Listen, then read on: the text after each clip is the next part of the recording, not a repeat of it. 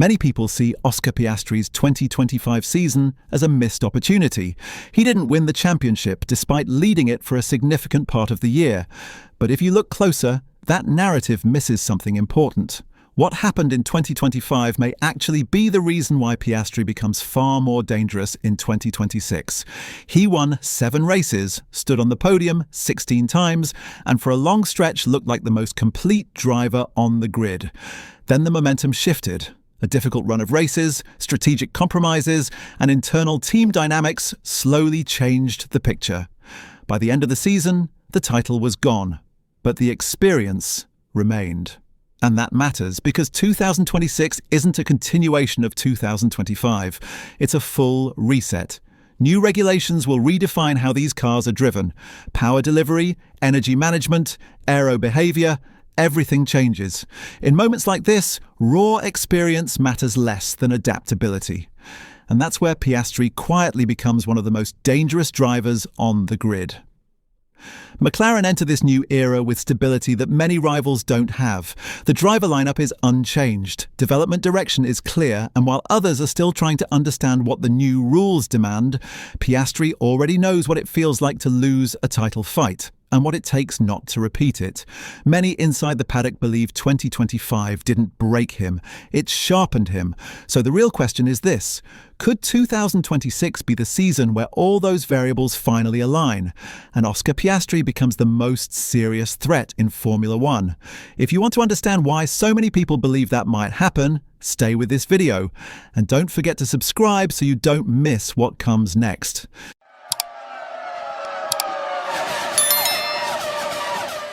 What often gets lost in the discussion is how fine the margins actually were. Piastri didn't lose the title because he lacked speed.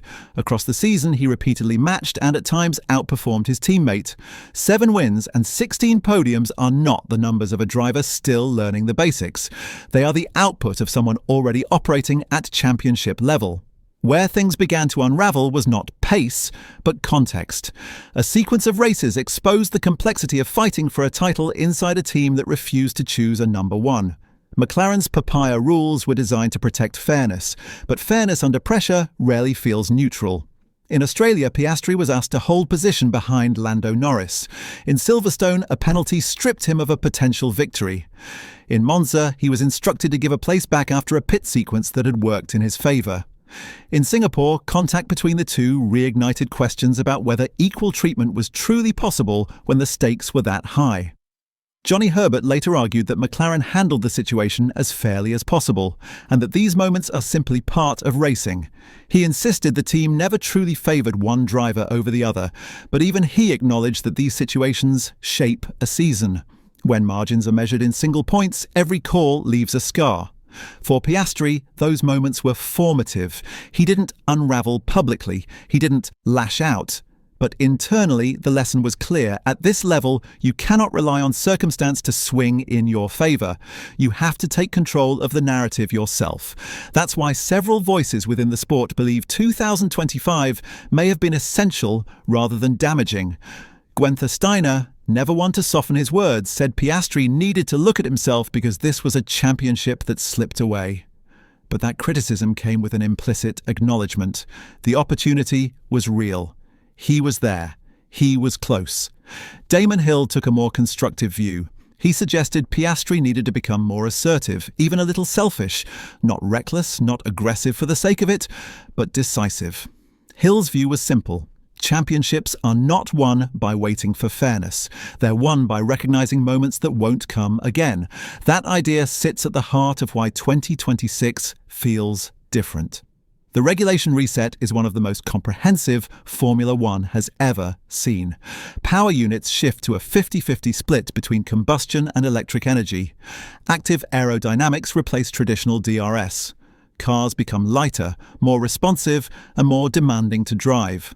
The competitive order is expected to fluctuate dramatically, especially in the early phase.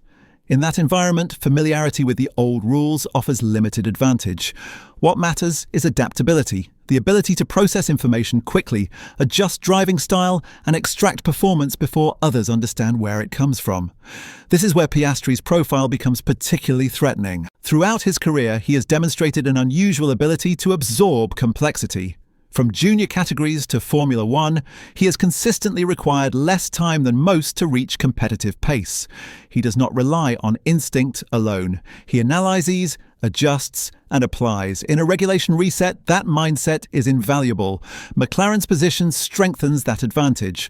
While other teams face internal changes, new driver lineups, or shifting priorities, McLaren enter 2026 with continuity, the same two drivers, a stable technical direction, a long-term power unit partnership, and crucially, a clear understanding of what went wrong in 2025.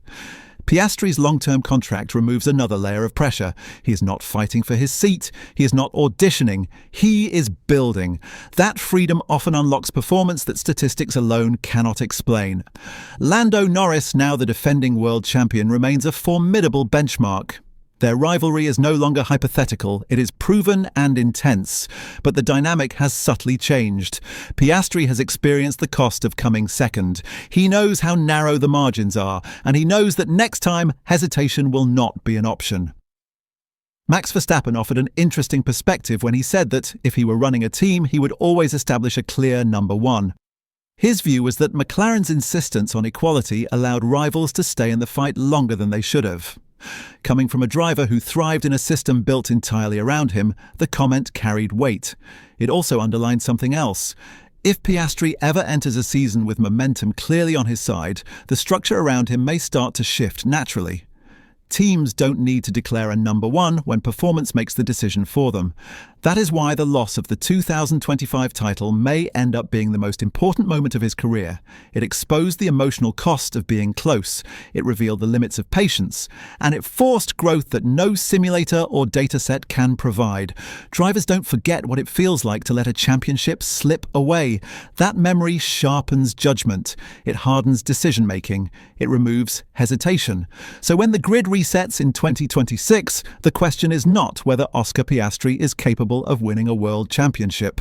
That question has already been answered.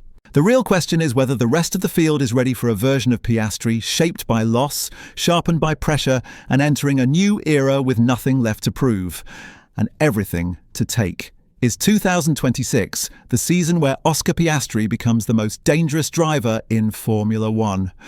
Or will someone else find a way to stop him before that transformation is complete?